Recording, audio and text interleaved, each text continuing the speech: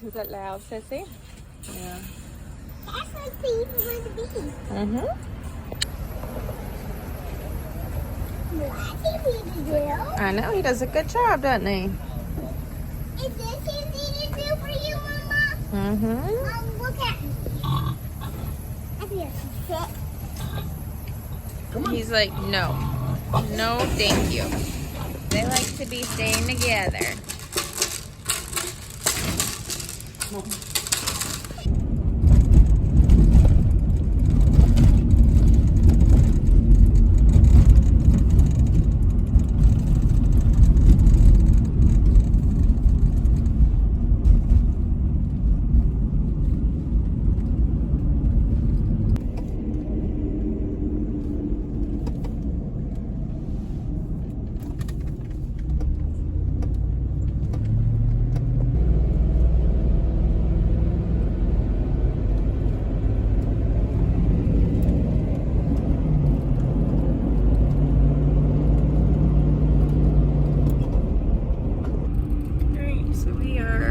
Some of us are living our best life.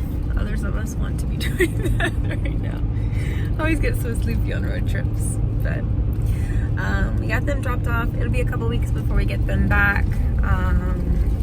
With getting some of like the bacon cured and stuff. That'll take a couple weeks.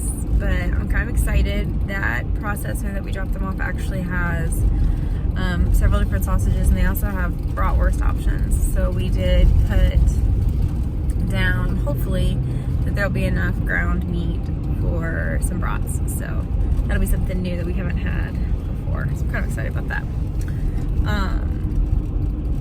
But yeah, if you've never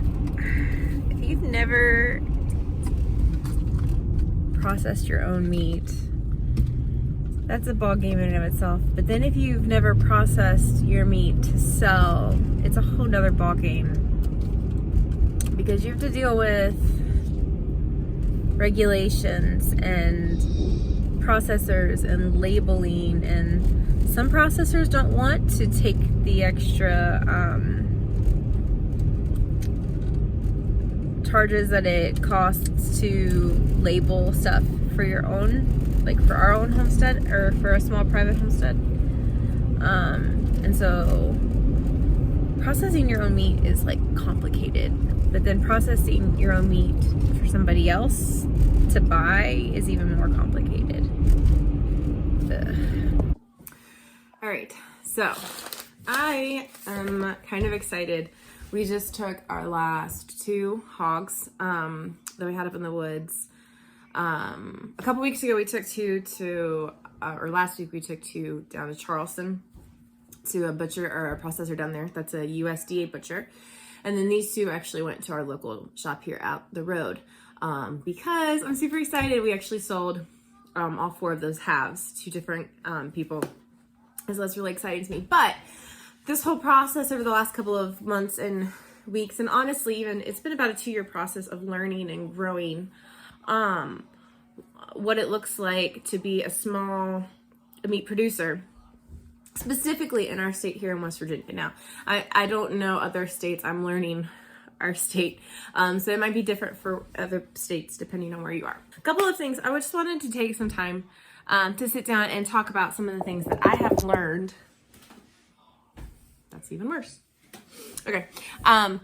I wanted to take some time to sit down and talk about a couple of things that I have learned over the last 2 years that might answer some questions, inspire you to look at maybe supporting a local farmer that's near you, whether you're here in West Virginia, whether that's us or if it's somebody else. But a couple of things that I have learned over the last 2 years that I've prayed through how to not sound like judging you or condescending or ungrateful. So a lot of people just don't understand the effort that it takes to raise your own meat. People are like, oh, that's so cool, you raise your own meat, or oh, that's so cool, you sell meat. And then they look at the price tag and they're like, oh gosh, no, I'm not gonna buy that because it's too expensive. And so I just kind of wanted to chat through for us on our homestead some of the things that goes into, in this example, I'm going to specifically use our pigs since that's what we just processed out, and that's what's fresh on my mind. But there's a lot of things that go in to being able to raise and sell my meat. I can't just go to my mom and dad or a neighbor or a friend and be like, here, have a cut of pig. We processed this out last night. I'm not allowed to do that. Now, if you do your own meat, you can process your meat how you want. But for me to sell you a cut of meat, it's not that simple right now. Right now, I have 3 options that I can do to sell you some meat. The first one is just like a private custom cut, which is what these last 2 were. We had 2 pigs. I'm able to sell either a whole pig, a half a pig, or a quarter pig. And so both of these pigs were quarter or half pigs. And so a person comes to me and says, hey, I want half a hog. Great. I sell you a live half of the hog. I go ahead and deliver that to you, just as a courtesy. And then you pay me for your half a hog and then pay the butcher fee, or a whole hog and the butcher fee, etc. So that's the first way that I can sell you meat. The second way I can sell you meat is West Virginia inspected meat, which is really, I like that option personally because we have a butcher in our community. I can support his local business. I can support him, but it's also convenient for us because we're not having to pay or account for travel expenses, gas, and things like that. So we're able to, finagle the numbers with that. The downside to state inspected meat, most state inspection places that I have dealt with, the big ticket item for a pig seller is bacon. People love bacon. People will eat pork chops and ribs, but like you can sell bacon and that's going to fly out of your freezers. The issue with, or not the issue, but the struggle with state inspected bacon, I can sell you raw bacon, which is non-cured, non-smoked. It's just basically the sliced pork belly. I can sell you that. They can inspect that. If I say I want it cured at a state inspected facility, or I want it smoked at a state inspected facility, the state will not inspect that meat so I can resell it to you. So if you want cured or smoked bacon, I have to then take into account my third option, which is a good option. It's a USDA inspected, it's a national government inspected facility.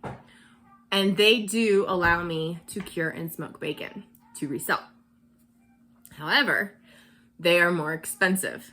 So I have to then take into account, not only is there actually services more expensive, but my travel expenses are more expensive. The time that is invested into going to those processors, the closest one for us is in Charleston, which is about an hour and a half, 2 hours away, depending on traffic and things, road construction.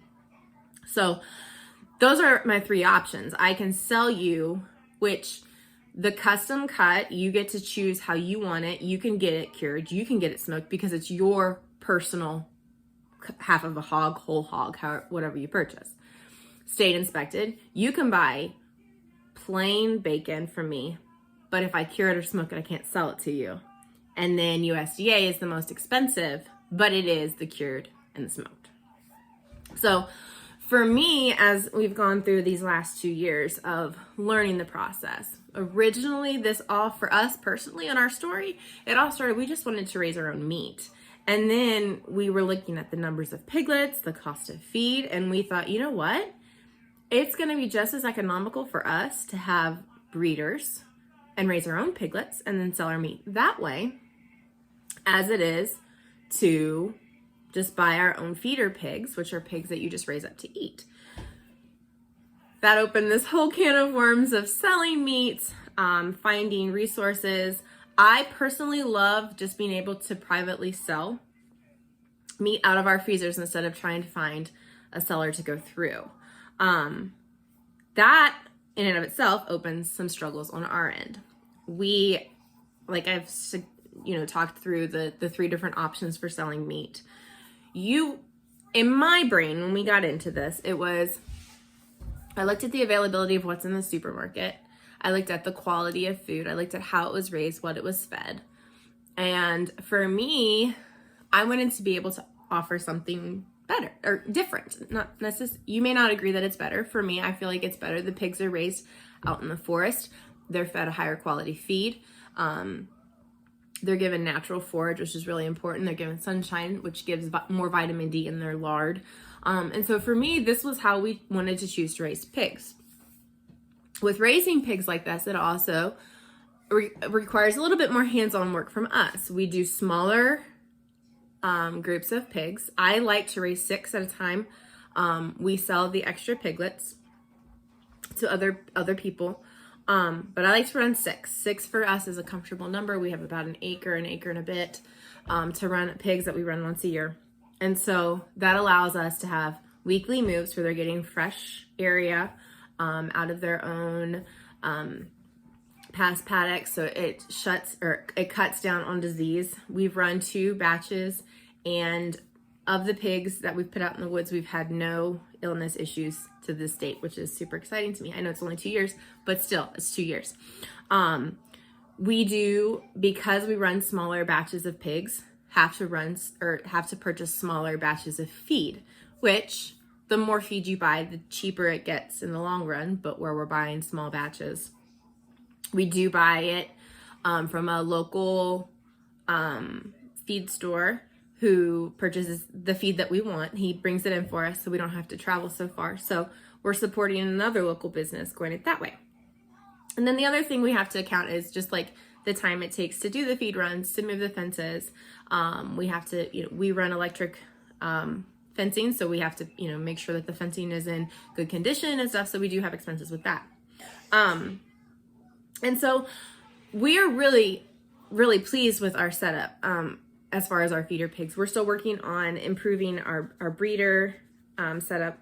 We have some long-term goals that we're working with this year to get implemented. So overall, the process of raising our pigs, we figured out. Like even today, I got some bacon back and I was like, why is this not inspected? And he said, well, you asked for it smoked. I can't inspect smoked meat. And I was like, oh my gosh, I have a whole pig of bacon that I can't smell, or I can't sell a whole pig of bacon because I just learned something new. So there's a ton of things that you're having to learn through this process. But I think for me, and again, this is the part that I didn't want to be condescending on. I think the thing that's most discouraging for me is when people hear that you raise your own meat and they love the concept of it. And then they don't buy it. They're like, oh, tell me about it. And then they're like, oh, okay, that's cool. And then they walk away. And you find out that they're eating pork products and things like that. And you're like, okay, cool, whatever. And so the things we've had to kind of figure out, if you're wanting to support a local farmer who's especially a smaller, operation where we don't have unlimited hamburger and we don't have unlimited chicken breast and we don't have unlimited whatever it is, there are a couple aspects of this that aren't as easy for the consumer necessarily to adjust to. First of all, we're not at we do periodically partner with a local shop, but we're not in big supermarkets. Like, I'm selling it out of state inspected approved freezers and a state inspected approved place. But it's a little bit of an inconvenience for consumers. We do communicate with our with our folks that we sell the meat to, that we do scheduled drop-ups with them at their convenience when we can work it out, and that sort of thing. But there is an element of inconvenience because you do have to either go with what the producer has, or be willing to adjust what's normal. For example, like if you're used to having boneless tenderloin cuts, well, your local farmer or homesteader only has bone and pork chops, so you may have to adjust your meals a little bit. So that's one of the things I've noticed, is just like the inconvenience of not having it just when you're at the supermarket, grabbing it and going. You're having to plan a little bit more. The next thing that I think sometimes may be a turnoff is our meat and other small business meat is a little more expensive. A lot of times, especially with, like, for us personally, I can't speak for the large population, but for us personally, we choose to raise ours outside on a certain type of feed because for us, that's something that's important to us. So it does make our numbers a little bit more expensive. And so, understanding that, like being willing to, instead of purchasing maybe all of your meat from the supermarket, picking one meal a month. I did some math a while back, and I found for us, if I had 15 people buy one package of a breakfast meat and then more of like a dinner meat a month, we would be able to sell what our current goal is. Like, one person buy 2 packages of meat. Like, if I had 15 people do that, so that's 30 people a month buying 1 package of meat from us. And so those numbers would be different for different homesteads and farmers. But it's not something where you have to necessarily break the bank to be able to do it. It's just a little bit of planning. And then the third thing is like being okay with it not looking exactly like the supermarket does.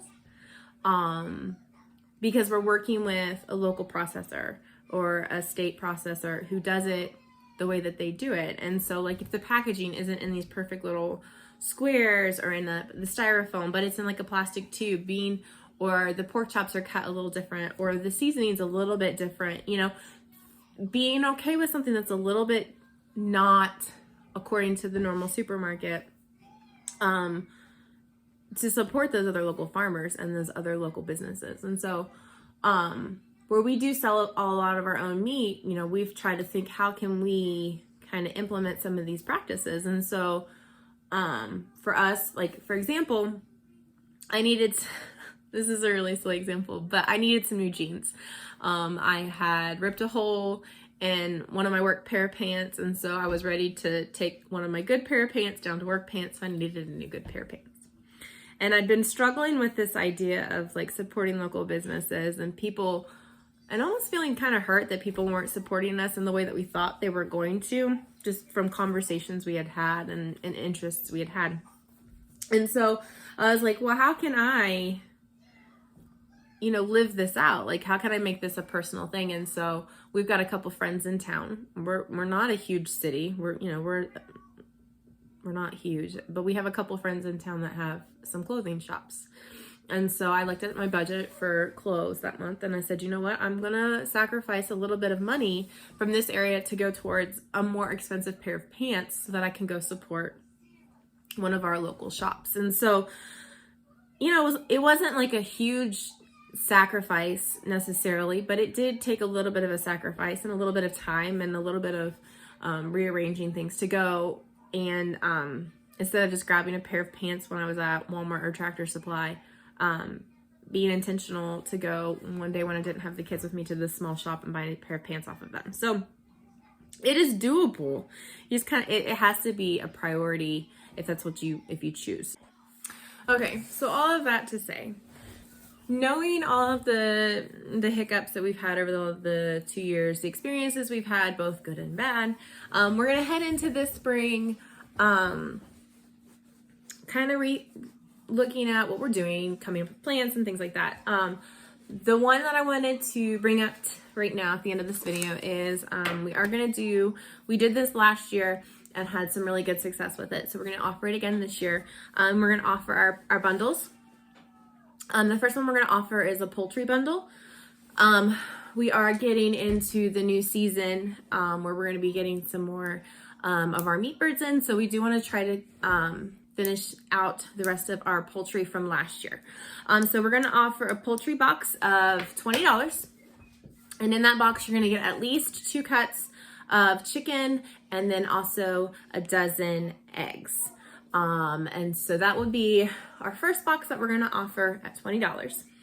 The second box bundle that we're going to offer is a $25 bundle of 3 to 5 packages of a variety of pork products. It could be sausage, it could be pork chops, it could be uncured bacon, so just a variety out of that. And then the third box we're going to offer is called a farmstead box. It's going to be a combination of, for $25, it could be chicken, it could be duck eggs, it could be chicken eggs, it could be pork, it could be produce, it could be whatever we have available on the homestead for that time. So again, the poultry box is for $20 a month. The pork box would be $25 a month, and then the farmstead box would also be $25. We also are going to offer, if you do a 6-month agreement with us,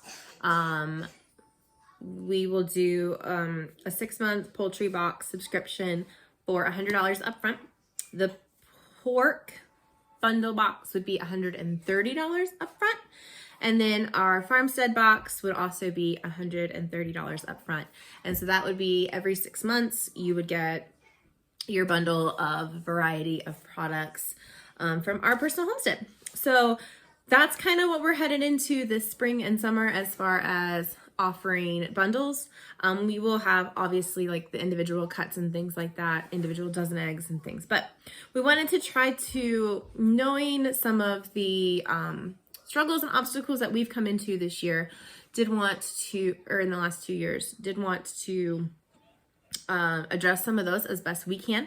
Again, we're a small homestead. We're not a huge operation, but we're working to do our best with what we have. It allows us to feed our family the high quality food that we want, which is something that I really, really love being able to do, because this allows me to stay home with our kids and still raise and feed our family a really, really high quality product. So that's what we're looking at for 2024. If you have any questions, feel free to reach out to us on our Facebook page, J&D Homestead, and message us with any questions that you have. Hope you guys are going to have an awesome day, and we'll see you in the next video. I should also note that because of our state laws, I can't sell cross state borders. So the bundles and things are only applicable for in-state sales here in the state of West Virginia.